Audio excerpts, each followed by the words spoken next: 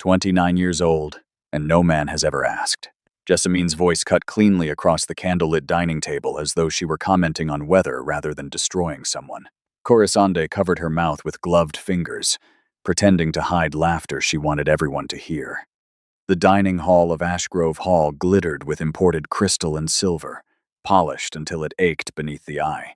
Roasted venison steamed beside bowls of buttered parsnips, honeyed carrots, and warm bread rolls that filled the room with a comfort nobody directed toward Elowen. She sat at the lowest chair, furthest from her father, wearing the same dark gray dress she had worn every Sunday for as long as the servants could remember. The lace along the collar had thinned from washing. A careful stitch near the left sleeve showed where she had repaired it herself the previous autumn. Beside her sisters, draped in emerald taffeta and ivory silk, she looked like a servant who had accidentally taken the wrong chair. Jessamine leaned toward her husband, Lord Fenwick, and whispered something that made him chuckle quietly behind his wine glass. Corisande twisted the enormous ruby ring on her engagement finger, making certain the candlelight caught every polished angle before letting her gaze drift deliberately toward Elowen's bare hands. "Perhaps we should place an advertisement in the London papers." Corisande tilted her head with a bright, sharp smile. Surely some aging clergyman somewhere requires a wife who organizes linen cupboards exceptionally well. Laughter spread across the table. Two visiting families joined in cautiously, unsure whether the joke was appropriate but unwilling to risk offending their hosts by staying silent. A young officer seated near the fireplace smothered a grin behind his napkin. Lady Serene Ashgrove pressed her lips together tightly and glanced toward her eldest daughter with an expression that begged only one thing. Do not react. Do not embarrass us further than you already have, simply by existing unmarried inside this house. Elowen kept her eyes on her plate. The roasted carrots had gone cold minutes ago. She had not touched them. Lord Harland Ashgrove sat at the head of the table, carving lamb with slow, deliberate precision. He did not laugh at his daughter's jokes. He did something far worse. He allowed them to continue without a single word of correction, and when the silence after the laughter stretched long enough to become uncomfortable, he spoke without lifting his eyes from the meat. "I have arranged for an important guest to stay at the estate beginning tomorrow evening. Everything must be immaculate. Elowen, you will oversee preparations personally. Not a defense, not a comfort. Simply another instruction handed to the daughter he had stopped introducing by name at social gatherings years ago." "Yes, father." Her voice did not tremble. She had practiced that for a very long time. Jessamine tilted her head with exaggerated curiosity.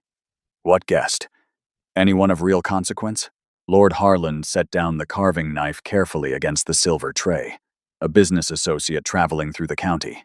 He is expected late tomorrow and prefers privacy. That is all any of you need to know." Elowen cleared her plate quietly, folded her napkin beside the untouched carrots, and excused herself before dessert arrived. Nobody watched her leave. Nobody paused their conversation. The chair simply became empty, and the table continued as though it had always been. She climbed the dim staircase alone, while laughter echoed faintly from the dining hall below her. Rain had begun tapping against the tall windows lining the corridor, and for a moment she stopped on the landing and pressed her forehead against the cold glass. What she did not know yet, what nobody seated around that glittering table understood, was that the guest arriving tomorrow evening was not a simple business associate. And the moment he stepped through the doors of Ashgrove Hall, wearing a rain-soaked traveling coat, and found a woman in a faded gray dress kneeling beside a broken flower vase in the entrance corridor, would quietly begin to change everything. But before we continue, if you enjoy powerful emotional stories filled with heartbreak, hidden identity, and unexpected love, make sure you like this video and subscribe to the channel. And if you truly want to support us, you can use super thanks below. Your support helps us continue creating these unforgettable stories for you every single day. Now, let us continue. Ashgrove Hall had been standing for over 160 years. Its stone walls rose 3 stories high above the Hertfordshire countryside, surrounded by elm-lined drives, ornamental lakes, and gardens that bloomed so precisely each spring that visitors often mistook the grounds for a painting before realizing the flowers were real. Inside, the manor stretched endlessly through polished corridors hung with ancestral portraits, past drawing rooms furnished in French silk, beneath ceilings painted with pastoral scenes commissioned by Elowyn's great-grandfather during the reign of George III. The estate projected exactly what Lord Harland Ashgrove demanded from everything connected to his name: perfection without effort, wealth without vulgarity, order without visible labor. And Elowyn was the invisible labor.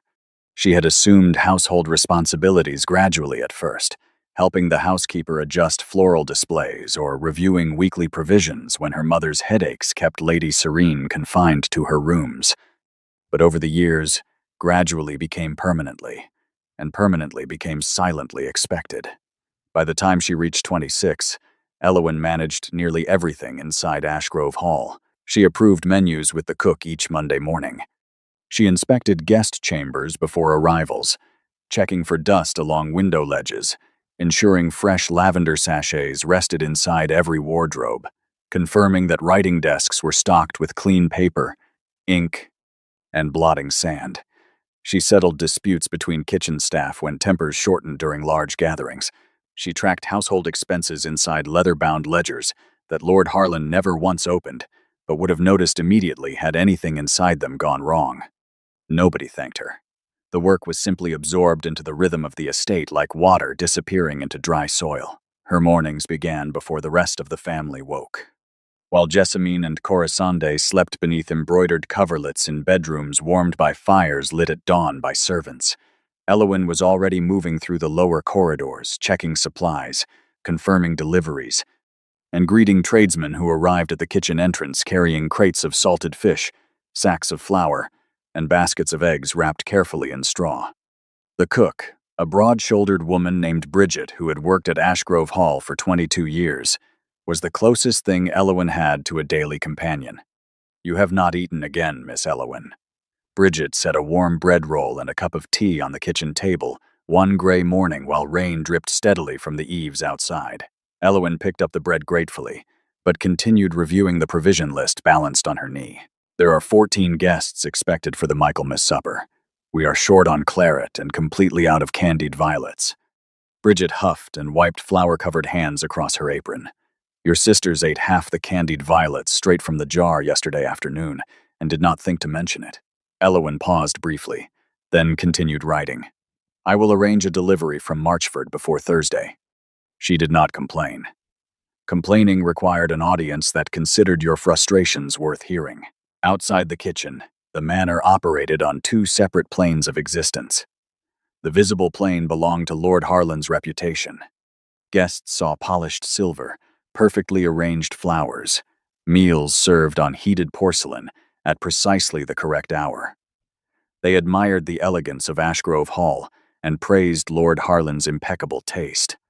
The invisible plane belonged to Elowyn, cracked ceiling plaster in the east corridor that she arranged to have repaired before visitors noticed, a leaking pipe beneath the scullery that she managed for 3 days with buckets and rags until the plumber arrived from town, a young footman named Oliver who had burned his arm badly on a kettle and whom Elowyn quietly treated with cold compresses and calendula salve from the still room rather than reporting the accident to Lord Harland, who would have dismissed the boy for carelessness. Oliver still worked at Ashgrove Hall because of that kindness, though Lord Harland would never know it. Sundays carried their own particular cruelty. The Ashgrove family attended services at St. Clement's Church in the village each week without exception.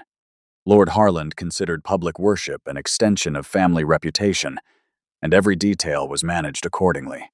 Lady Serene wore her finest pelisse. Jessamine arrived on Lord Fenwick's arm in coordinated silks. Corisande displayed whatever new piece of jewelry her fiancé Aldrich Pemberton had most recently gifted her, and Elowyn walked behind them all in whichever dress still fit properly and had been mended recently enough to pass inspection. The whispers in the churchyard had grown louder over the years. At first, they came wrapped in pity, soft voices exchanged behind gloved hands after the sermon concluded. Such a shame. She was quite pretty at 20. Then pity hardened into judgment. One cannot blame the family entirely. Surely the girl must carry some fault if no man has shown interest in nearly a decade. And judgment eventually became something colder, a settled conclusion spoken openly enough for Elowyn to hear as she passed between the stone graves toward the family carriage. She will die inside that house, unmarried and unclaimed. Some women simply are not wanted. Eowyn heard every word. She had stopped flinching at them somewhere around 27. Pain had become something she folded neatly and stored in a place behind her ribs where it would not interfere with the work that needed doing. At home, her sisters visited frequently enough to maintain the rhythm of casual cruelty. Jessamine had married Lord Fenwick 2 years earlier in a ceremony the county still discussed admiringly. She lived now in a large townhouse in Cheltenham and returned to Ashgrove Hall monthly, always arriving in new gowns with stories about dinner parties attended alongside baronets and members of Parliament. Her confidence had sharpened after marriage into something that cut without appearing to try. Corisande was younger by 5 years and engaged to Aldrich Pemberton, heir to a textile fortune that had recently expanded into shipping. She possessed the kind of careless beauty that made strangers forgive her for nearly anything, and she had learned early that admiration could be weaponized simply by withdrawing it from people who needed approval. Between the two of them, Eowyn occupied the space that every family keeps reserved for its greatest inconvenience. One October afternoon, while Eowyn knelt in the rear garden cutting the last of the season's rosemary to dry for the kitchen stores, Lady Serene appeared on the stone terrace above her. Her mother stood silently for several moments, watching Eowyn work with soil beneath her fingernails and an apron tied over the same gray dress. When Lady Serene finally spoke, her voice was careful and quiet. "Eowyn, Lord Pemberton's family will be joining us for supper on Saturday evening." Eowyn nodded without looking up. "I will prepare the east dining room and confirm the menu with Bridget." A pause followed. Eowyn could feel her mother searching for words that would soften what was coming next. "It may be best if you took supper in your room that evening. Corisande feels that certain conversations regarding wedding arrangements may become awkward if you are present at the table." The rosemary scissors stopped moving. For 3 full seconds, Eowyn knelt motionless in the garden soil while the sentence settled into her body like something swallowed that would not dissolve. Then she resumed cutting. "Of course, Mother. I understand." Lady Serene lingered a moment longer as though she wanted to add something, perhaps something kinder, perhaps an apology disguised as explanation. But she turned and walked back inside without another word, and the terrace door closed quietly behind her. Eowyn remained kneeling in the garden for a long time afterward. The rosemary bundle sat finished in her lap. The afternoon light was fading. Somewhere inside the manor she could hear Corisande laughing brightly about something unimportant. And somewhere deeper, beneath the silence Eowyn had built so carefully around herself over the years, a fracture she had been ignoring for a very long time pressed itself wider and waited. The weeks leading to Corisande's engagement celebration transformed Ashgrove Hall into something between a palace and a battlefield. Deliveries arrived daily through the service entrance. Crates of French champagne packed in straw, rolls of cream-colored silk for draping the ballroom ceiling, cases of beeswax candles ordered specially from a chandler in London who supplied royal households, enormous glass vases painted with gold leaf edges, bushels of white roses shipped from a hothouse in Kent that charged more per bloom than most families in the village spent on bread in a week. Every corridor smelled of melted wax and fresh-cut flowers. Every conversation inside the manor revolved entirely around Corisande.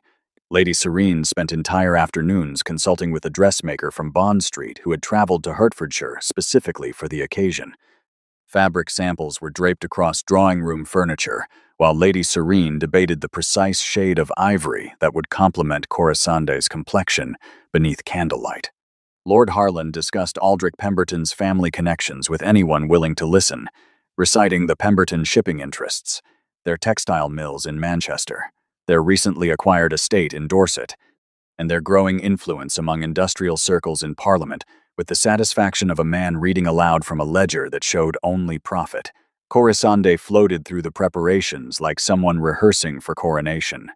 She changed gowns 3 times daily, testing how different fabrics moved through doorways and how various necklaces caught the light at different angles. Maids followed her from room to room, adjusting hems and reclasping bracelets she removed and replaced every quarter hour.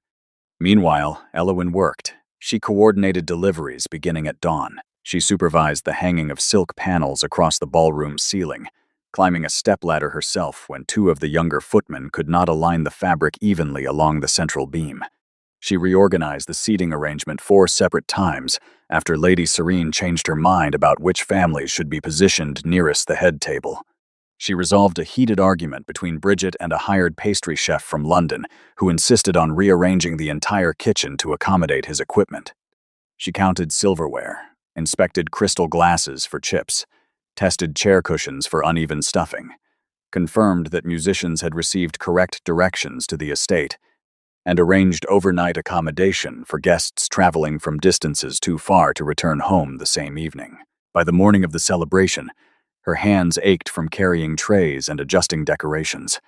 A dull exhaustion pressed behind her eyes that no amount of cold water splashed across her face could remove. But the ballroom looked magnificent. 300 candles filled the chandeliers above polished marble floors that reflected the light until the entire room appeared to glow from beneath. Long dining tables covered in white linen stretched beneath flower arrangements that cascaded from silver urns in waterfalls of roses, trailing ivy, and pale blue hydrangeas. Platters were being prepared in the kitchen below: glazed duck breast with cherry sauce, roasted lamb with rosemary and garlic, buttered asparagus, poached salmon resting on beds of watercress, lemon syllabub served in crystal glasses, warm almond tarts dusted with powdered sugar.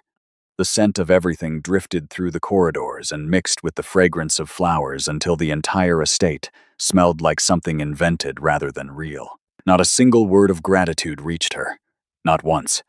Corisande swept into the ballroom that evening wearing pale gold satin that shimmered whenever she turned beneath the candelabras. Diamond earrings borrowed from Lady Serene caught the light against her throat while a maid followed 2 steps behind, adjusting the train of her gown each time she paused to greet someone. She looked exquisite, and she knew it with the certainty of someone who had never once been allowed to doubt her own beauty. As Elowen carried a tray of champagne glasses toward the serving table near the musicians, Corisande glanced at her briefly while passing. "You missed a crease in the tablecloth near the 3rd window. Honestly, Elowen, if the details are too much for you, perhaps we should have hired someone competent." Elowen set the tray down carefully and went to smooth the tablecloth without answering.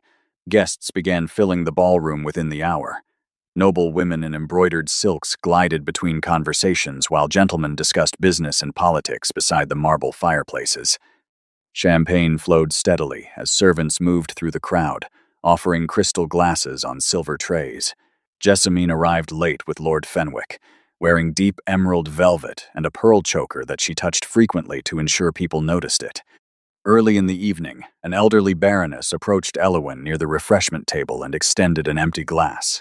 "Another champagne, please, dear." The woman did not realize she was addressing the eldest daughter of the house. Elowen took the glass, refilled it from a nearby bottle, and returned it with a polite smile. The baroness walked away without a second glance. From across the ballroom, Corisande had been watching. She leaned toward Jessamine and whispered something that made both sisters laugh behind their fans. Several nearby guests noticed the exchange and looked toward Elowen with the uncomfortable half-sympathy of people who understood exactly what was happening, but would never intervene. During supper, the humiliation deepened. Elowen had been seated at the far end of the table, nearly beyond the reach of candlelight, between an elderly vicar who spoke mostly to his plate and the wife of a minor landowner who spent the entire meal discussing her difficulty finding reliable laundresses. At the opposite end, Corisande sat radiantly beside Aldrich Pemberton, while guests raised crystal glasses in their honor. Aldrich's father, a broad-chested man with silver hair and a voice accustomed to commanding factory floors, stood and delivered a toast, praising the union of 2 distinguished families. Lord Harland responded with visible pride, calling the engagement a continuation of the Ashgrove tradition of excellence. Then his gaze swept the table with a warmth that reached every face except one.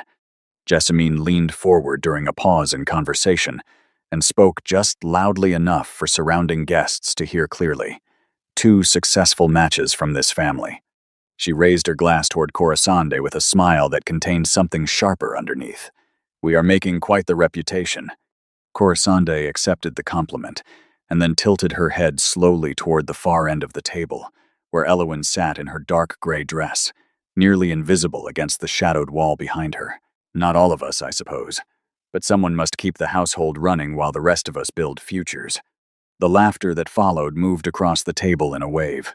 Some guests laughed openly, Others lowered their eyes. The vicar beside Elowin suddenly became deeply interested in his bread roll. Lady Serene fixed her gaze on a flower arrangement directly ahead and did not look toward her eldest daughter at all. Elowin's fingers tightened around her napkin beneath the table. Heat spread across her face and down her neck as she felt every pair of eyes in the room either watching her or deliberately avoiding her, and she could not decide which felt worse. She excused herself before dessert was served. This time, the act of standing and walking away from the table drew a brief silence that confirmed everyone had been aware of what just happened and simply allowed it. The kitchen corridor was warm and dim. Steam drifted from pots of chocolate sauce being prepared for the final course while two exhausted scullery maids sat on wooden stools near the back door, resting their feet in silence. Elowin leaned against the cool stone wall beside the pantry entrance and pressed her hands flat against the surface, breathing slowly until the tightness in her chest loosened enough to let air pass normally. Bridget appeared beside her moments later, carrying a cup of warm milk sweetened with honey and a small plate of shortbread. "I saved these before your sisters ate the rest." Huh. Elowin accepted the cup but could not lift her eyes. "I should not let it affect me this way. After so many years, I should be stronger than this." Bridget set the plate down gently and spoke in the quiet, steady voice of someone who had watched the same cruelty repeat itself for far too long. "Being hurt by your own family is not weakness, Miss Elowin. Pretending it does not wound you is what takes the real strength." For several seconds, Elowin stood perfectly still, while those words settled against something raw and unprotected inside her. Then she wiped her eyes quickly with the back of her hand, straightened her gray dress, and returned the cup. "Thank you, Bridget." The cook nodded and returned to her station without adding anything more.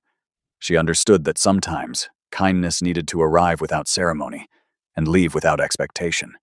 Later that night, long after the musicians had packed their instruments and the last carriages had rolled down the elm-lined drive into darkness, Elowin passed the closed door of her father's study on her way upstairs.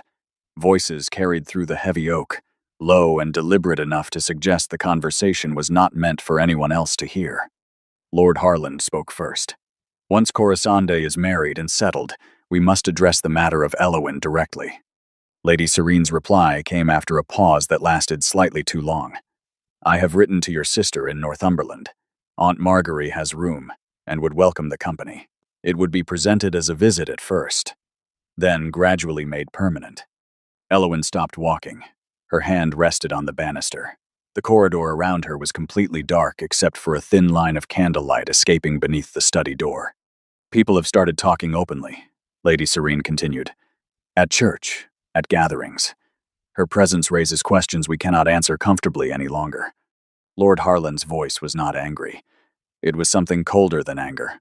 It was resolved. "Then we are agreed. After the wedding, arrangements will be made." Elowin stood motionless in the darkness for what felt like a very long time. She did not cry. She did not press her ear closer to the door. She simply absorbed the knowledge that the people who were supposed to protect her had decided, calmly and practically, over evening brandy, that her existence inside their home had become a problem best solved by removal. Then, she continued up the stairs in silence, climbed into her bed fully dressed, and stared at the ceiling until rain began falling against the windows sometime after midnight. What nobody inside Ashgrove Hall remembered, what her sisters had never thought to ask about, and what Lord Harland and Lady Serene preferred to treat as something that had simply never happened, was that Elowin Ashgrove had once been deeply and completely loved. At 21, she had carried warmth in her voice and light behind her eyes that made rooms feel different when she entered them. She read poetry aloud beside the drawing room fire in the evenings, played the fortepiano with enough feeling to make servants pause in the corridors to listen, and laughed openly during conversations in a way that startled guests accustomed to the measured politeness of aristocratic women. Men had asked for introductions at every county assembly. Invitations arrived weekly from families hoping to seat her beside their sons at dinner. That was before Emmerich Tarn.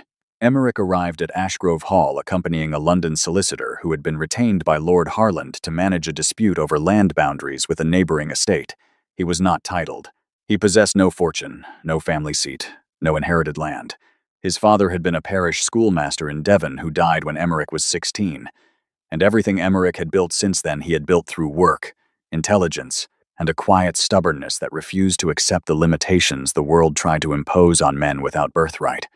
He was 24 years old, tall and lean with dark hair that fell slightly too long across his forehead, and he spoke with the careful precision of someone who understood that men without titles needed their words to carry twice the weight. Their first conversation lasted nearly 2 hours in the library, while rain hammered against the windows.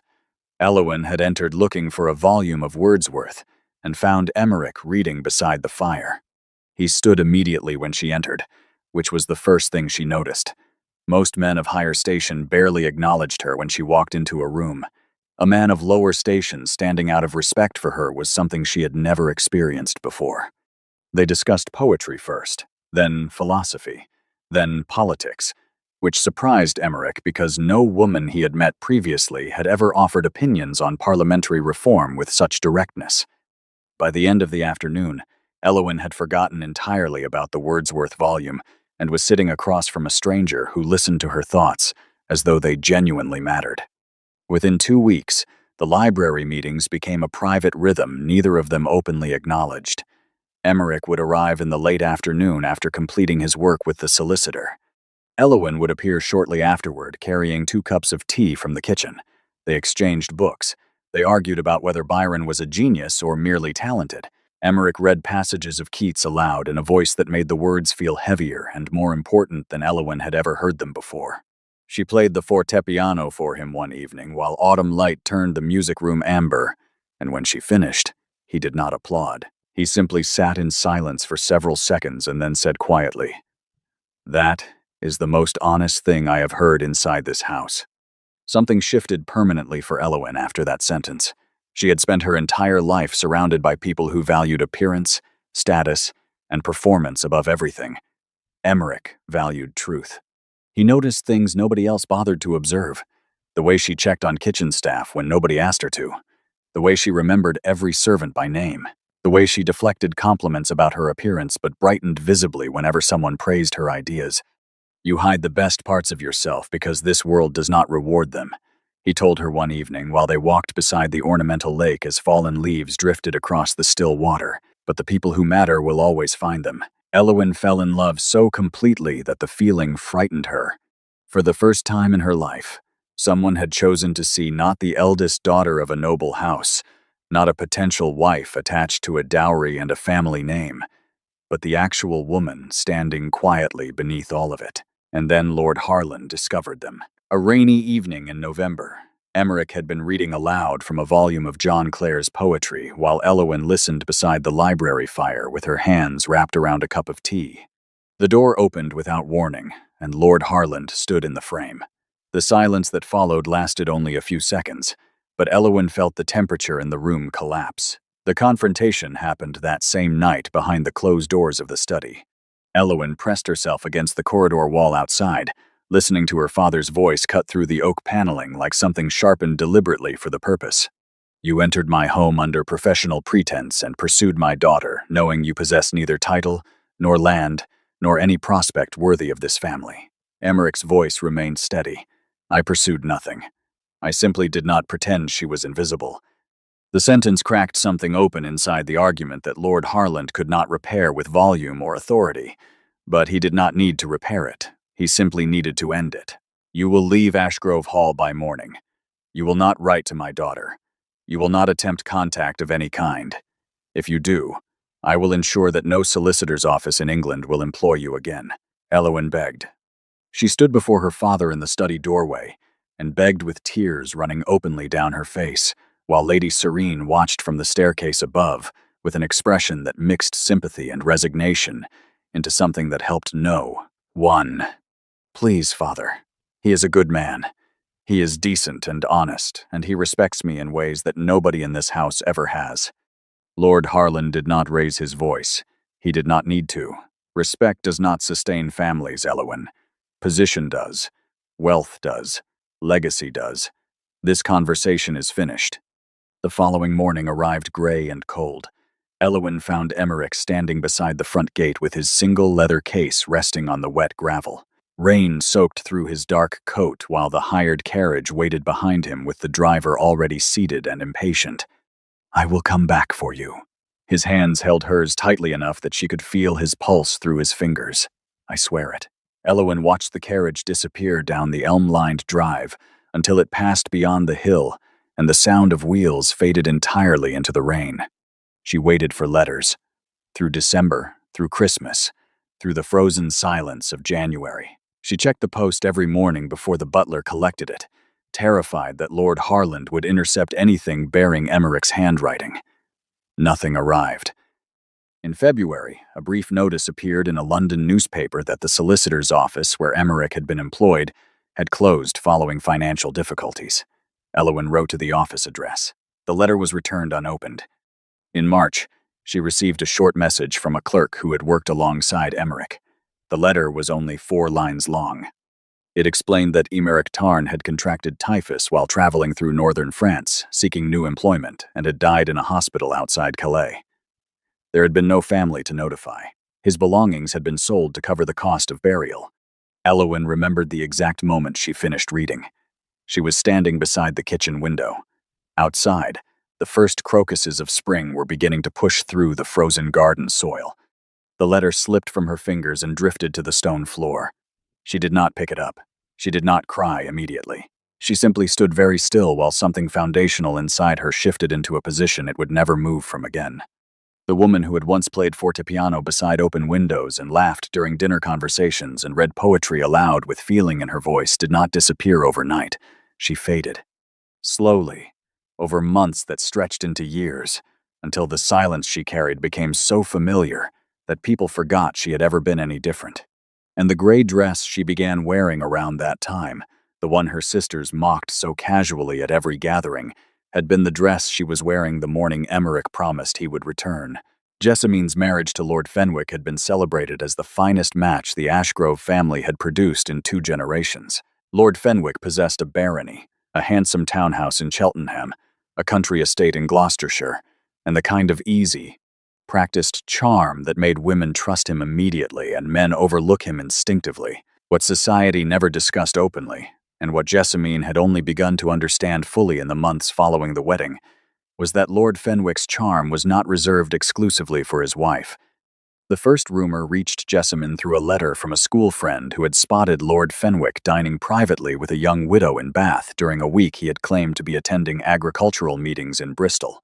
Jessamine dismissed it immediately. She laughed about it to Lady Serene during a visit home and called her friend dramatic and bored. The second rumor arrived 3 months later through a different source. This time it was a conversation overheard at a garden party. 2 women discussing Lord Fenwick's frequent evening absences from home and the particular attention he seemed to pay to a certain opera singer who had recently arrived in Cheltenham from London. Jessamine stopped laughing after that. She never confronted Fenwick directly. The risk was too great. A public accusation of unfaithfulness would damage her own reputation far more than his, and she understood with painful clarity that society punished wives who complained about wandering husbands far more harshly than it punished the husbands themselves. Instead, she managed the situation the way she had been taught to manage everything. Silently, carefully, with a smile fixed permanently in place and the slow, corrosive understanding that the marriage she had displayed so proudly before society was rotting quietly from the inside. Corasande's situation revealed itself differently. Aldrich Pemberton had courted her with overwhelming generosity. Flowers arrived daily during the engagement. Gifts appeared without occasion. He complimented her constantly before guests, and held her hand at every public gathering with a possessiveness that Corisande initially mistook for devotion. But after the engagement was secured, small changes began surfacing. Aldrich questioned the cost of a hat Corisande purchased during a visit to London. He suggested that certain friends of hers were unsuitable company for the future wife of a Pemberton. He corrected her opinions during dinner conversations with a smile that never quite reached his eyes, and when Corisande pushed back on any point, however gently, his mood shifted in ways that made the servants leave the room quietly without being asked. One afternoon during a visit to Ashgrove Hall, Elowen passed the guest bedroom where Corisande was staying and heard her youngest sister crying softly behind the closed door. Elowen paused with her hand raised to knock. She stood there for nearly 10 seconds. Then she lowered her hand and continued walking. It was not coldness that stopped her. It was the exhausting certainty that any comfort she offered would be rejected, mocked, or later used against her at a dining table. She had learned long ago that extending kindness to her sisters was like offering water to someone who would rather die of thirst than accept a cup from her hands. But even as she walked away, something unsettled her. The sound of Corisande crying carried a weight that Elowen recognized from her own experience. A particular kind of loneliness that only arrives when you realize the life you chose so confidently has quietly become a prison you cannot mention to anyone, without dismantling everything you built your pride upon. The cracks in her sisters' perfect lives were still invisible to society, but they were spreading. The days following Corisande's engagement celebration brought no relief to Elowen. If anything, the household's posture toward her hardened into something more permanent, as though the public mockery at the ballroom table had settled a question that had previously remained unspoken.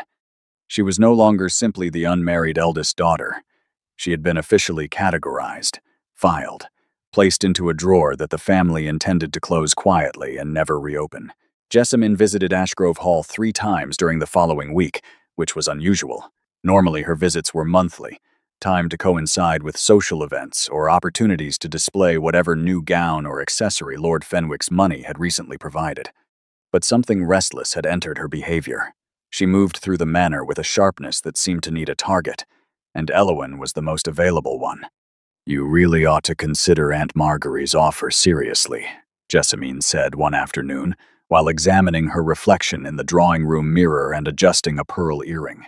"Northumberland is quite beautiful in its own way. Quiet, remote. Exactly the kind of place where a woman in your position could live comfortably without the pressures of society reminding her of what she has not achieved." Elowen was arranging fresh candles in the wall sconces near the door. She did not turn around. "No one has made me any offer, Jessamine." Jessamine's reflection smiled in the mirror. Not yet. The implications settled between them like something placed carefully on a table and left for the other person to examine. Meanwhile, preparations for the mysterious guest intensified. Lord Harland had been unusually specific in his instructions. The finest guest chamber was to be aired and furnished with fresh linens. A particular vintage of claret was ordered from the wine merchant in London. The study was reorganized to accommodate private meetings, and most significantly, Lord Harland instructed that the guest was to be addressed simply as Mr. Calder upon arrival. No formal titles, no elaborate reception. The man preferred discretion and valued privacy above ceremony. Elowen managed every detail of the preparation without questioning the arrangement. It was not her place to question, and she had long since stopped expecting to be included in information her father considered above her usefulness. She supervised the airing of the guest chamber personally, checking window latches, testing the mattress for dampness, setting a vase of dried lavender on the writing desk beside fresh paper and a new bottle of ink. She confirmed with Bridget that supper could be prepared quickly regardless of what hour the guest arrived, and she arranged for Oliver the footman to wait at the front entrance throughout the evening to receive the carriage. By late afternoon, Lady Serene gathered the family in the drawing room and issued instructions with unusual formality. "Jessamine, you and Lord Fenwick will join us for supper if the guest arrives in time. Corisande, Aldrich will be expected as well. We must present the family properly." She paused. Her eyes moved toward Elowen, who stood near the window holding a stack of laundered napkins intended for the dining table. "Elowen, you will ensure everything is prepared downstairs. It may be best if you take supper in the kitchen this evening. The table will be quite full, and we must not crowd our guest." The instruction was delivered with the same careful, measured tone Lady Serene used for all decisions she found privately uncomfortable but socially necessary. Elowen recognized the voice.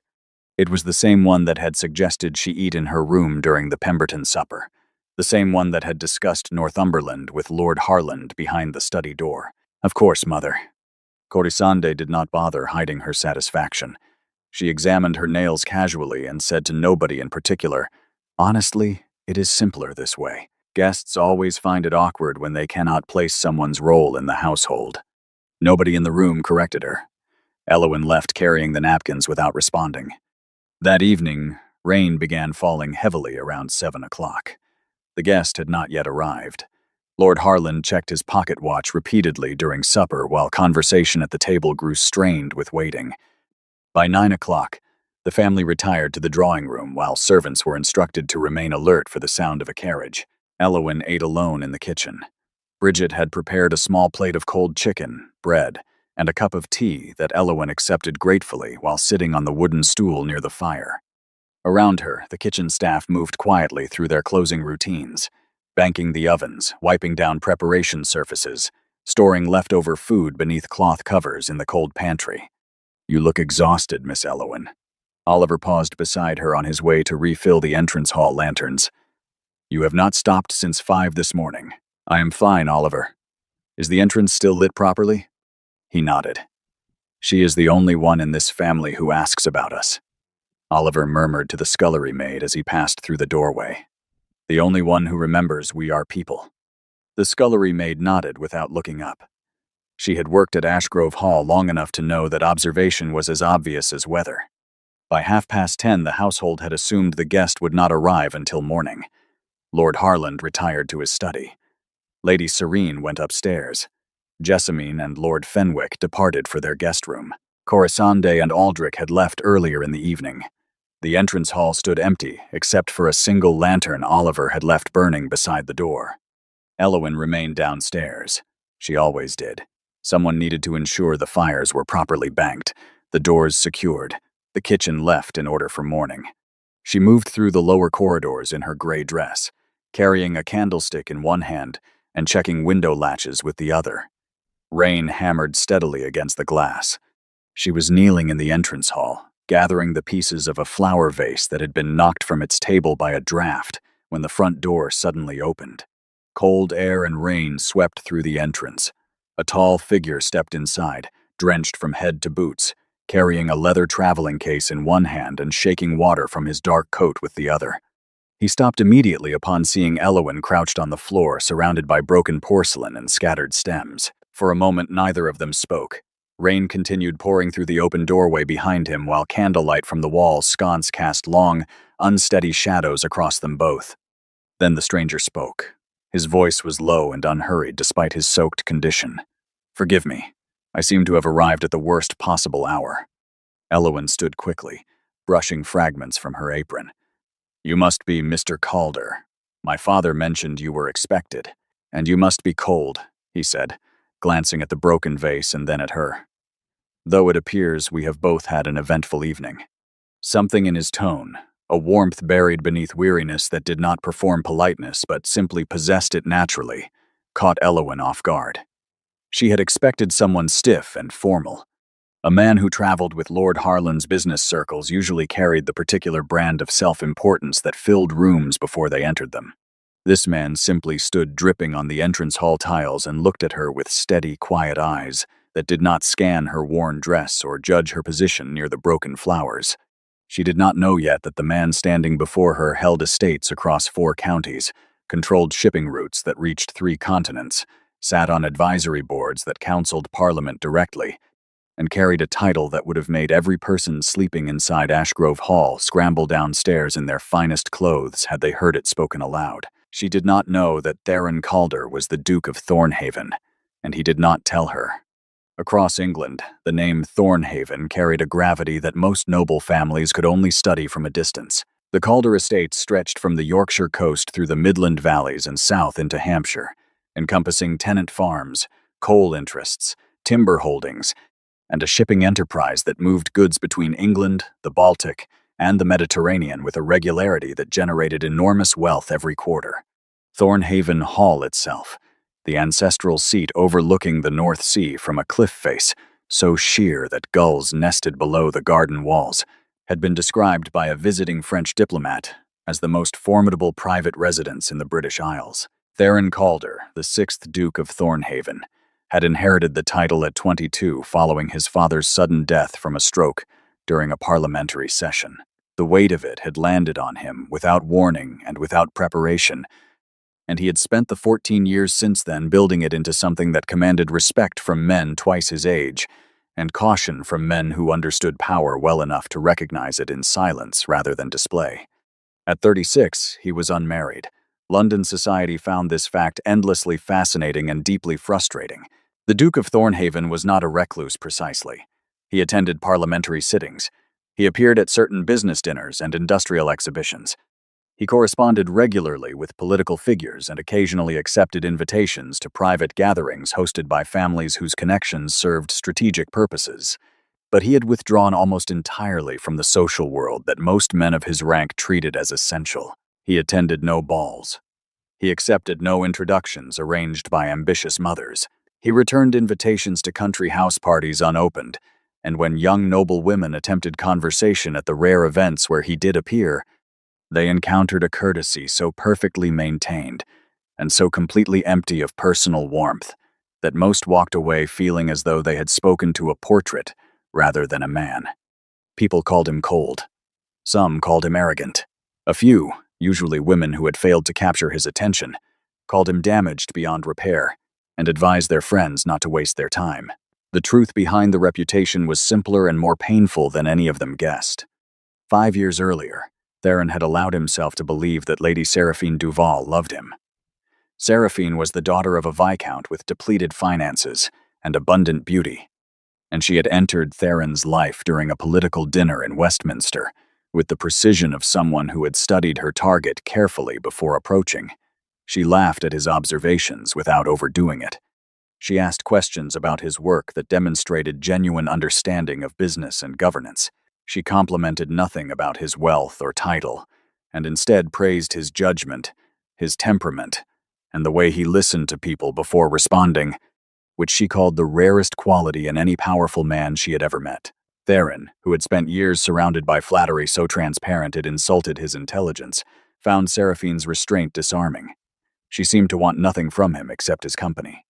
For the first time since inheriting a title that made every human interaction feel transactional, he experienced what he believed was a genuine connection. He courted her openly. He introduced her to his mother. He discussed marriage with his solicitor and began quietly arranging the legal frameworks necessary for a union between Thornhaven and the Duval family. London newspapers printed favorable commentary about the expected engagement. Then Theron discovered the letters. They were hidden inside a writing desk Seraphine had left at Thornhaven Hall following a weekend visit. A servant cleaning the room found them tucked beneath a false panel in the drawer and brought them to the housekeeper, who brought them to Theron. There were 11 letters in total, written over a period of 8 months, addressed to Lord Penvarden, a nobleman with considerable political ambition and very little wealth remaining after years of mismanagement. The letters made everything clear. Seraphine had never intended to marry Theron for love. The arrangement with Penvarden had been established before Seraphine ever attended the Westminster dinner. Penvarden needed Thornhaven's political influence weakened through distraction. Seraphine needed financial rescue. Together, they had designed a courtship intended to extract maximum advantage from a man they both privately described. In one letter, Theron read 3 times before setting it down, as earnest enough to mistake performance for sincerity. The betrayal wounded him. The humiliation nearly destroyed him. Within days, the story circulated through London drawing rooms, gentlemen's clubs, and theater boxes, with the particular velocity that society reserves for the embarrassment of powerful men. People whispered behind fans and smothered laughter into gloves. Women he had never spoken to offered unsolicited sympathy laced with curiosity. Men he considered professional allies suddenly treated him with the careful gentleness reserved for someone publicly diminished. What wounded Theron most deeply was not that Seraphine had deceived him. It was that she had identified the precise vulnerability that made deception possible: his loneliness, his desire to be valued for something beyond his title, and had exploited it with surgical accuracy. After ending the relationship, he withdrew almost completely from social life. He buried himself in estate management, parliamentary correspondence, and the quiet, controllable mechanics of business, where intentions were stated in contracts and betrayal carried legal consequences rather than merely emotional ones. His mother, the Dowager Duchess Venetia Calder, watched the change in her son with growing alarm. She visited Thornhaven Hall regularly and found him each time sitting alone in the same study, surrounded by documents, with supper trays returned to the kitchen untouched. You are building a fortress around yourself, Theron. She stood beside the fireplace one December evening, while snow accumulated on the window ledges outside. And fortresses keep out more than enemies. Theron did not look up from his correspondence. I am not hiding. You have attended 3 social events in 2 years. I attended enough for a lifetime before that. Venetia studied her son carefully. The sharpness in his face had hardened over the years, while exhaustion lingered constantly beneath his eyes. She betrayed you, but not every woman is Lady Seraphine. Theron finally looked toward the snow-covered windows. Most are better at hiding it. The Dowager Duchess sighed sadly. More than anything, she feared her son would die emotionally alone inside the enormous Thornhaven estate, surrounded only by wealth and bitterness. Weeks later, a letter arrived from Lord Harland Ashgrove requesting the Duke's presence at Ashgrove Hall to discuss a shipping partnership connected to Pemberton trade routes that intersected with Thornhaven's Baltic interests. Under ordinary circumstances, Theron would have declined and sent his solicitor instead. But the financial details were complex enough to warrant personal review, and Ashgrove Hall's location along his planned northward route made the stop geographically convenient. He instructed Lord Harland that he would travel without retinue and preferred to be addressed without title during his stay. The carriage departed Thornhaven Hall on a gray afternoon beneath low clouds that promised rain before nightfall. Theron sat alone inside, watching the countryside pass through rain-streaked glass, while thinking about nothing except contracts, tonnage figures, and the quiet relief of arriving somewhere nobody would try to marry him to their daughter. He did not think about the woman in the gray dress. He did not yet know she existed. The morning after his arrival, Eowyn woke before dawn as always and descended to the kitchen to begin the day's preparations. The house was still silent. Gray light pressed against the windows while the first embers of the kitchen fire crackled inside the iron stove. She had not slept well. The encounter in the entrance hall the previous night had unsettled her in a way she could not fully explain. Mr. Calder had been nothing like the men who typically visited Ashgrove Hall. He had not looked past her. He had not treated her as staff. When she had apologized for the broken vase and offered to arrange a proper welcome in the morning, he had waved the suggestion away gently and said that a warm fire and a dry room were welcome enough, and that he hoped she would not trouble herself further on his account. He had spoken to her as though she were a person worth speaking to. The simplicity of that had kept her awake past midnight.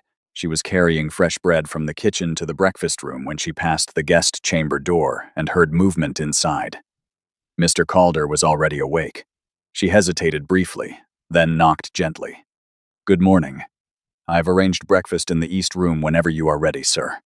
If there is anything you require, please do not hesitate to ask." The door opened. Theron stood dressed in a simple dark coat without cravat or waistcoat, his hair still slightly disordered from sleep. He looked at Eowyn with the same steady, unhurried attention that had caught her off guard the previous evening. "You are Lord Harland's daughter." It was not a question. Eowyn blinked. He had recognized her as family rather than staff. Even guests who had dined at the estate multiple times frequently made the opposite mistake. "Yes, I am Eowyn." He nodded. "You were collecting broken porcelain from the floor at 11 o'clock at night while the rest of the household slept. That seems like rather a lot of responsibility for someone who was not introduced to me at supper." The observation landed with a gentleness that somehow made it more pointed. Eowyn felt heat rise into her face. She opened her mouth to offer the usual explanation, some careful arrangement of words designed to make her situation sound voluntary and comfortable rather than what it actually was. But something about the way he was looking at her, patient, direct, free of judgment but clearly unwilling to accept a rehearsed answer, stopped the familiar script before it reached her lips. "My father prefers a small table for business guests. I oversee household arrangements. It suits everyone well." Theron studied her for a moment longer. Then a faint, barely visible shift moved across his expression. Not a smile exactly. Something closer to recognition.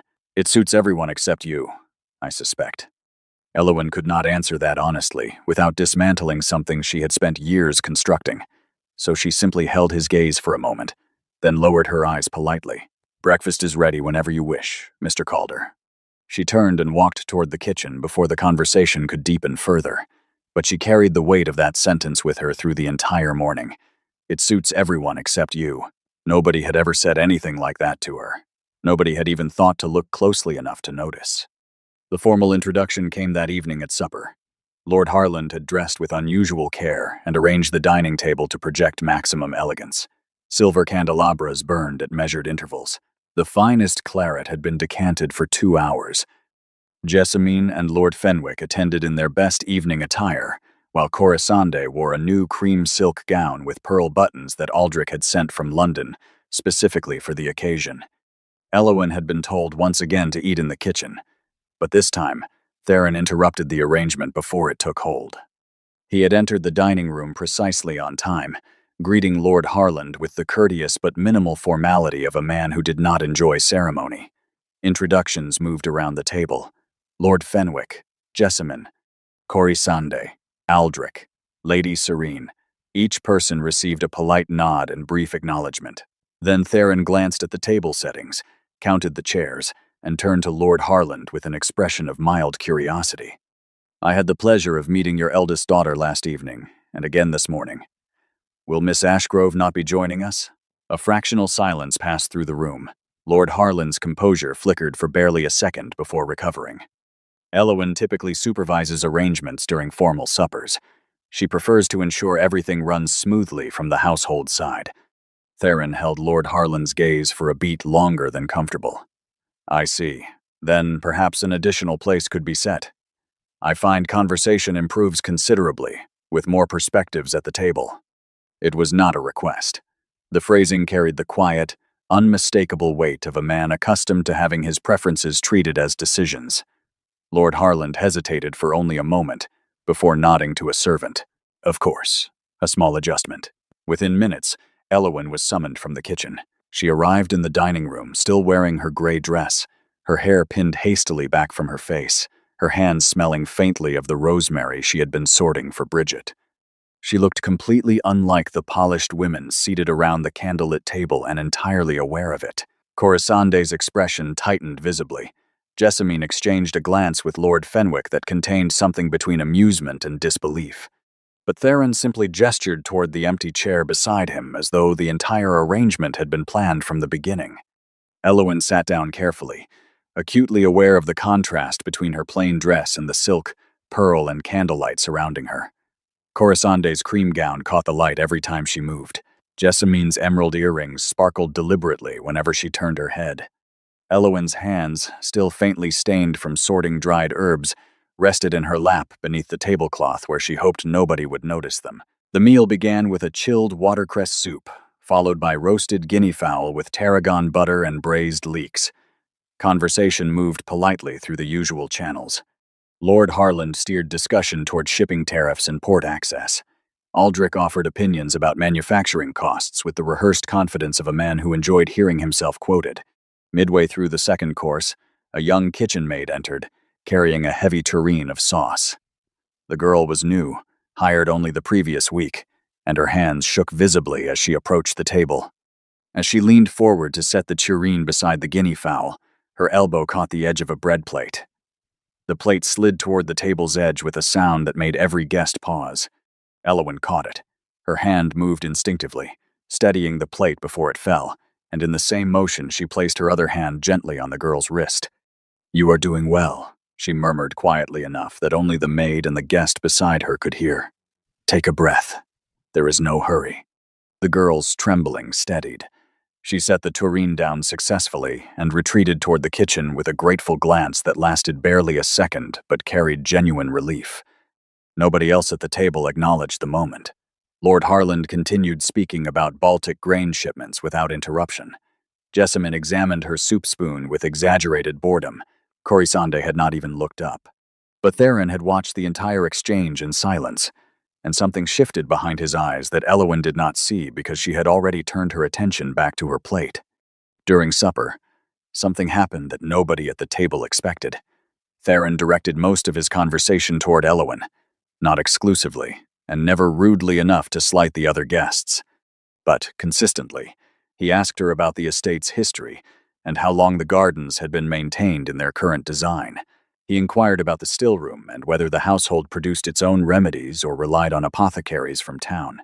He listened to her describe Bridget's approach to seasonal preserves with more genuine interest than he had shown toward Lord Harland's shipping proposals. When Eowyn mentioned that 2 of the elm trees lining the main drive had been lost to disease the previous winter, Theron asked whether she had arranged replacements. She told him she had sourced saplings from a nursery in Suffolk and planted them herself on a cold morning in March. "You planted them yourself?" The gaps in the avenue were noticeable from the road. Nobody else was available. Theron studied her for a moment. Then he said quietly, "Most people who inherit beautiful things assume they will maintain themselves." Eowyn spoke carefully at first, unaccustomed to being heard at her own family's table. But Theron's attention was not flattering in the way that made her self-conscious. It was simply present. He asked follow-up questions that showed he was actually listening rather than performing interest. He made one dry observation about the difference between managing estates and merely owning them that made Eowyn smile before she could stop herself. Across the table, Jessamyn's smile had frozen into something that resembled a portrait left hanging too long in direct sunlight. Corisande was gripping her wine-glass stem with unnecessary force. Aldrich glanced between Theron and Eowyn with the dawning suspicion that the evening's most important conversation was not the one about shipping tariffs. Lord Harland's expression had shifted from polished host to something unsettled that he could not quite arrange back into place. And Eowyn did not yet know why a visiting business associate would choose to direct his attention toward the least important person at the table. She did not yet know what it meant. But the rest of the household was beginning to realize, with varying degrees of alarm, that Mr. Calder was not behaving like a man interested in shipping contracts. Over the following days, Theron extended his stay at Ashgrove Hall twice. The first extension he attributed to unresolved details in the trade discussion with Lord Harland. The second he did not explain at all. Each morning, Eowyn found him awake early, often walking the grounds alone while mist still clung to the gardens. He began appearing in the kitchen corridor to collect his own tea rather than waiting for it to be brought upstairs. And Bridget, who mistrusted every guest who had ever entered Ashgrove Hall on principle, observed after 3 days that Mr. Calder was the first visitor in 22 years who had thanked her for a meal without being prompted. Conversations between Theron and Eowyn lengthened without either of them openly acknowledging it.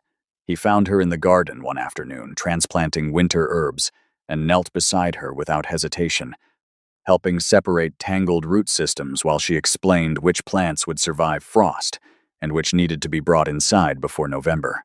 His hands were careful with the stems. He asked whether she had learned from books or from practice, and she told him both, and that Bridget's mother had taught her the medicinal uses of most of what grew in the still-room beds. He told her about the cliffs at Thornhaven Hall, where wild thyme grew between the rocks and the wind carried salt from the sea into the gardens no matter how carefully the walls were built to block it. "It sounds beautiful." "It is, and it is very lonely." The honesty in that sentence stopped her hands in the soil. She looked at him, and for a long moment neither of them spoke, while something unguarded passed between them that neither was prepared to name. Inside the manor, the atmosphere shifted rapidly. Lord Harland's demeanor toward Eowyn changed with a speed that would have been comical if it were not so transparently self-serving. He began addressing her by name at meals. He asked her opinion about household matters in front of Theron. He introduced her to a visiting solicitor as my eldest daughter, a young woman of considerable ability, as though this had always been his position, rather than something adopted overnight because a wealthy man appeared to find her interesting. Lady Serene's transformation was equally dramatic. Expensive fabric samples arrived from London within days. A dressmaker was summoned to take Eowyn's measurements, while Lady Serene supervised with an enthusiasm she had never previously directed toward her eldest daughter's appearance. "You must wear something more suitable for dinner this evening." Lady Serene held up a length of dove-gray silk that probably cost more than Eowyn's entire existing wardrobe. First impressions matter enormously with men of Mr. Calder's standing. Eowyn studied the fabric without expression. "He met me while I was kneeling on the floor in a worn dress, picking up broken porcelain. Mother, I believe the first impression has already been established." Lady Serene chose not to hear that. But while her parents scrambled to reposition themselves, her sisters reacted with precisely the opposite energy. Jessamine's hostility sharpened into something deliberate and strategic. She began making pointed comments during meals about Elowin's age, her lack of social experience, and the peculiarity of a sophisticated gentleman showing sustained interest in a woman who spent more time in the kitchen than in the drawing room. One does wonder, Jessamine mused one afternoon loud enough for 3 rooms to hear, what exactly he finds so fascinating about a woman who smells of rosemary and candle wax. Corisonde's cruelty was blunter. She intercepted Elowin in the corridor one evening before supper and stood directly in her path with arms crossed. You must realize this cannot be genuine. He is bored. He is trapped in a country house with limited company, and you happen to be available. Once he returns to London and remembers what actual society looks like, this absurd little performance will end, and you will be exactly where you were before, alone and unwanted. Elowin walked past her without answering, but the words lodged themselves in the part of her chest that still believed every cruel thing her family had ever told her. 2 days later, the situation escalated further. Jessamine, who had maintained correspondence with several families across the county, quietly arranged for Lady Seraphine Duval to be invited to a supper hosted by the Pembertons that both the Ashgrove family and Theron were expected to attend. Seraphine arrived in midnight blue velvet, with diamonds at her throat, and the particular confidence of a woman who knew exactly what effect she had on men.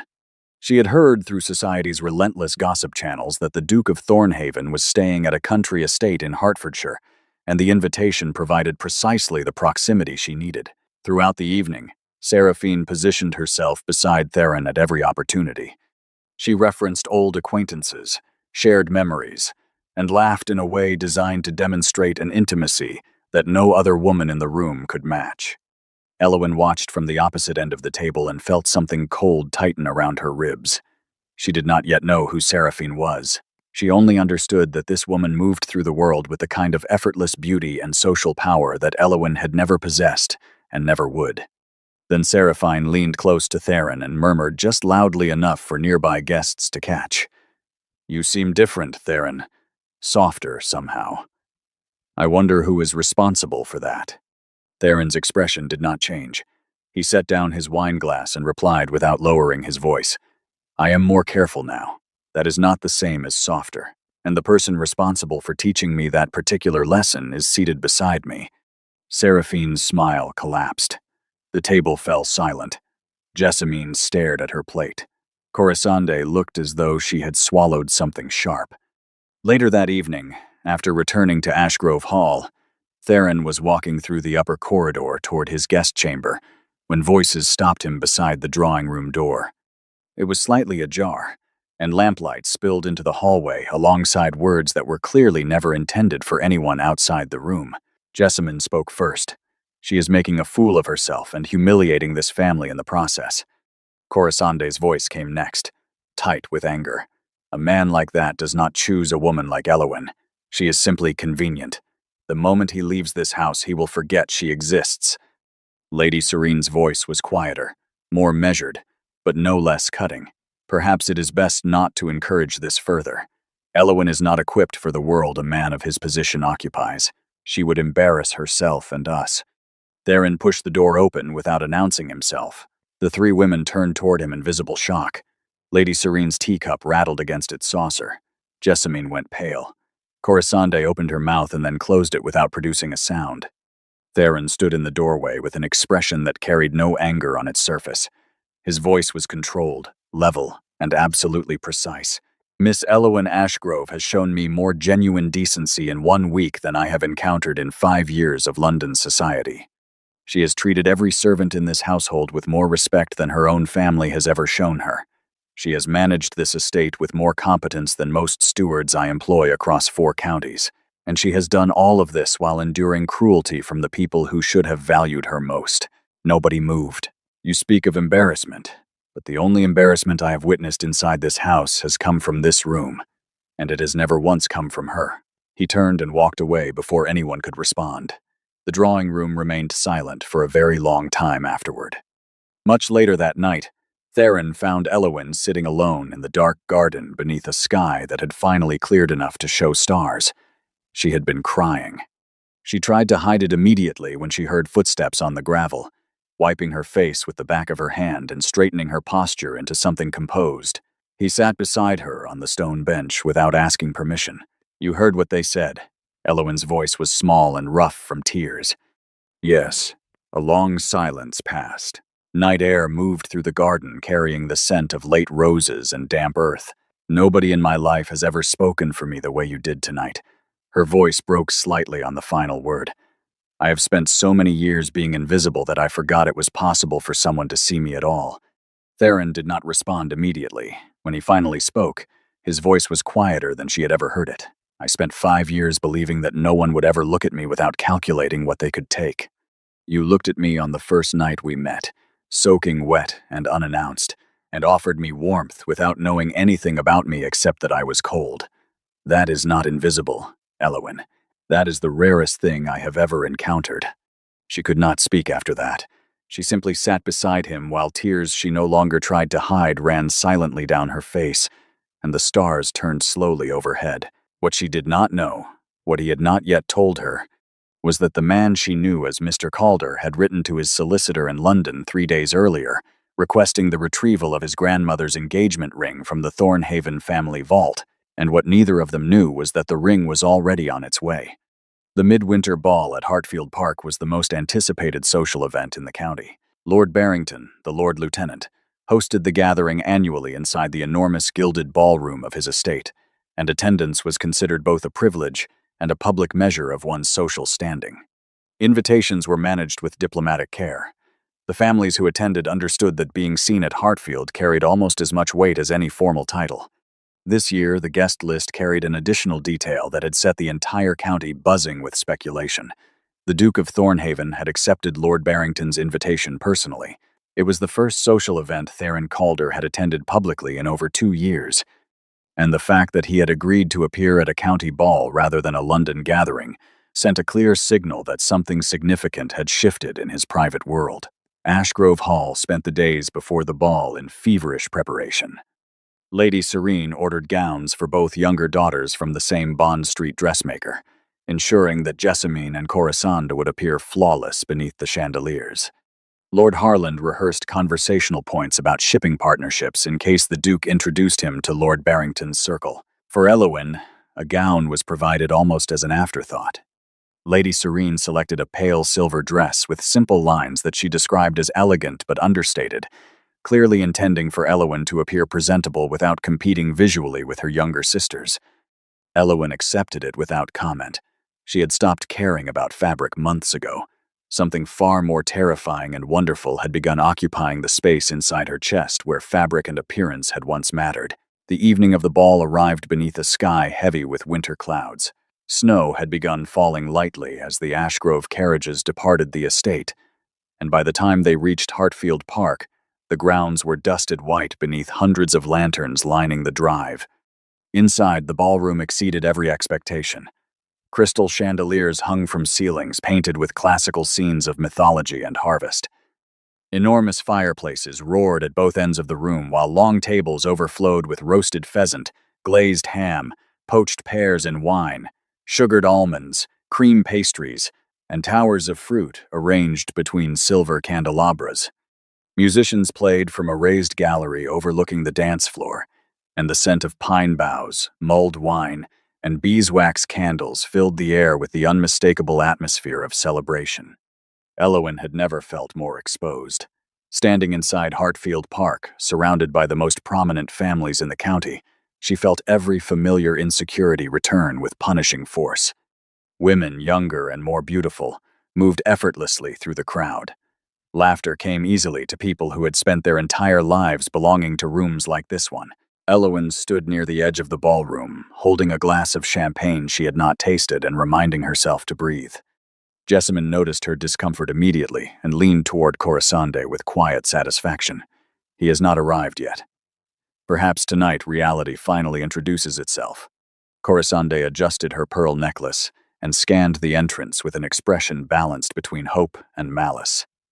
Every beautiful woman in the county is here. Whatever spell she cast inside a country kitchen will not survive this room. Across the ballroom, Lady Seraphine Duval entered, wearing deep burgundy silk that caught the firelight like something molten. Conversations shifted immediately toward her beauty, while women stepped aside to watch her move through the crowd with the practiced confidence of someone who understood exactly how much space the world would always make for her. Then the Duke of Thornhaven arrived. The effect was immediate. Conversations paused mid-sentence. Women straightened instinctively.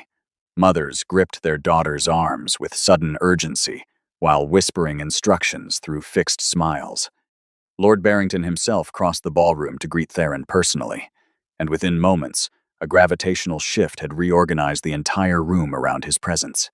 For the first time, Elowen heard his full title spoken aloud. His Grace, the Duke of Thornhaven. The words hit her like cold water. Duke, not Mr. Calder, not a business associate, not a traveling gentleman seeking privacy during a quiet country visit. The Duke of Thornhaven. The wealthiest, most powerful, most sought-after unmarried nobleman in England. The man who had knelt beside her in the garden sorting herb roots. The man who had sat with her beneath the stars while she cried. The man who had defended her against her own family without hesitation, and spoken to her every day for 2 weeks as though she were the only person in any room worth hearing. Elowen's champagne glass trembled in her hand. She set it down on the nearest table before anyone noticed. Around her, the machinery of society lurched into motion. Young women positioned themselves along Theron's path. Seraphine moved closer through the crowd with calm, predatory patience. Ambitious mothers maneuvered daughters into conversational range. The entire ballroom oriented itself toward him like iron filings drawn toward a magnet. But Theron was already moving.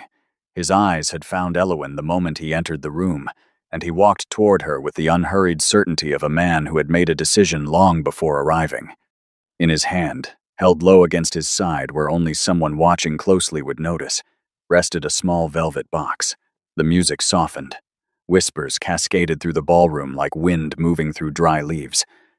Every eye followed the Duke of Thornhaven as he crossed the polished floor, passing Seraphine without a glance, passing every celebrated beauty in the county, passing Jessamine and Corisande, who stood frozen beside their husbands, with expressions that shifted from confusion to disbelief to something approaching fear. He stopped directly before Elowen. The ballroom fell completely silent. 300 guests held their breath beneath the chandeliers of Hartfield Park, while snow continued falling silently beyond the tall windows. Theron opened the velvet box slowly.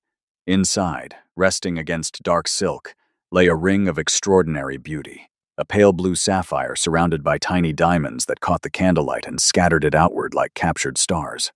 Then the Duke of Thornhaven spoke, and his voice carried across the silent ballroom with the steady clarity of a man who had chosen every word long before this moment. Miss Elowen Ashgrove, I have spent years inside rooms filled with people who valued beauty above character, status above substance, and ambition above kindness. I built walls around myself because I believed that was the only way to survive a world that rewards performance and punishes sincerity. Nobody moved. Nobody breathed. Then I arrived at your father's house unannounced, soaking wet and without title, and a woman in a gray dress knelt on a stone floor and offered me warmth without knowing anything about me except that I needed it. Elowen's vision blurred. Her hands rose involuntarily to cover her mouth, while tears she could not control began falling openly. You treated servants with more dignity than most nobles show their equals. You managed an entire household without recognition, without thanks, and without ever allowing the cruelty directed at you to harden the kindness you carried inside. You spoke to me honestly when every other person I have met in a decade spoke to my title instead. Jessamine's face had drained of all color. Corisande gripped Aldrich's arm as though the floor beneath her were shifting. Lord Harland stared at his eldest daughter as though seeing someone he had never previously noticed standing inside his own house. Lady Serene's hand was pressed against her chest, and the expression on her face was not shock. It was something deeper and more painful. It was the sudden, devastating recognition that she had spent years trying to remove the most valuable person in her family. Theron stepped closer. His voice dropped lower, but in the absolute silence of the ballroom, every word reached every corner. I did not tell you who I was, because I needed to know whether someone could see me clearly without my title standing between us. You did. Every single day. And I have never in my life been more certain of anything than I am of this. He held the ring toward her. Elowen Ashgrove, will you honor me by becoming the Duchess of Thornhaven? A sound escaped Elowen that she could not have described. It was not a word. It was the sound of years of silence, humiliation, loneliness, and grief breaking apart inside her chest all at once. Tears fell without restraint.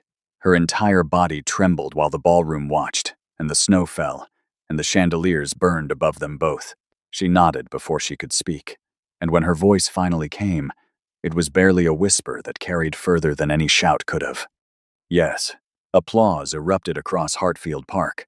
300 guests rose to their feet while the orchestra, responding instinctively, began a waltz that filled the ballroom with music that sounded, to Elowen, like the first beautiful thing she had heard in years.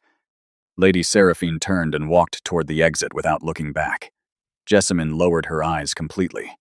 Corisande stood motionless beside Aldrich, who had released her arm and was staring at the floor. Lord Harland remained seated while something heavy and irreversible settled across his face, but it was Lady Serene who carried the most visible wound. She sat perfectly still while tears ran down her cheeks in full view of 300 guests, and the expression she wore was not embarrassment or shock or even regret. It was grief. The specific, irreparable grief of a mother who finally understood, far too late, exactly what she had devoted years to discarding. Years passed after that night at Hartfield Park. Elowen Ashgrove became the Duchess of Thornhaven, and the life that followed was nothing like the one she had been told to expect. She did not become beloved across England because of her title. She became beloved because she carried into Thornhaven Hall the same quiet goodness that had defined her long before anyone noticed it. She remembered every servant by name. She visited tenants during illness and brought food personally. She opened the estate grounds to village families during summer months and established a fund for educating the children of estate workers. Theron, who had believed for years that genuine feeling no longer existed in his world, discovered slowly and then completely that he had been wrong. Elowen did not perform affection. She simply loved him, steadily and without condition, in a way that dismantled every wall he had built without requiring him to tear them down himself. They walked the cliff gardens of Thornhaven together in the evenings while the North Sea crashed against the rocks below, and he told her once that she had saved something inside him he had believed was already dead. Meanwhile, the lives her sisters had built so proudly and so publicly continued to fracture. Lord Fenwick's indiscretions became impossible to conceal. His prolonged absences and mounting secret debts surfaced publicly, and the truth of where his time and fortune had been disappearing reached Jessamine through sources she could no longer dismiss. Jessamine's social standing, the foundation upon which her entire identity had been constructed, crumbled beneath the weight of gossip she could not outrun. She retreated from public life almost entirely, humiliated by the very society she had worked her entire life to impress. Aldrich Pemberton's controlling nature intensified steadily after the wedding, until Corisande's life became a series of permissions requested and frequently denied. She wore what he approved. She visited whom he allowed. The ruby ring she had once displayed so triumphantly at Ashgrove Hall now represented something she could not name openly, but felt every time she looked at it. One winter afternoon, 3 years after the midwinter ball, 2 carriages arrived at the gates of Thornhaven Hall. They were not fine carriages. The paint was chipped on one, and a wheel spoke had been repaired with rope on the other. Inside sat Jessamine and Corisande, wearing gowns that had once been expensive but now showed the unmistakable signs of women whose circumstances had changed dramatically. They were shown into the drawing room, where a fire burned warmly and the scent of tea and fresh bread drifted from the kitchen below. Elowen received them calmly. She did not gloat. She did not reference the years of mockery, the dining tables where she had been erased, the corridors where her worth had been dismissed with laughter.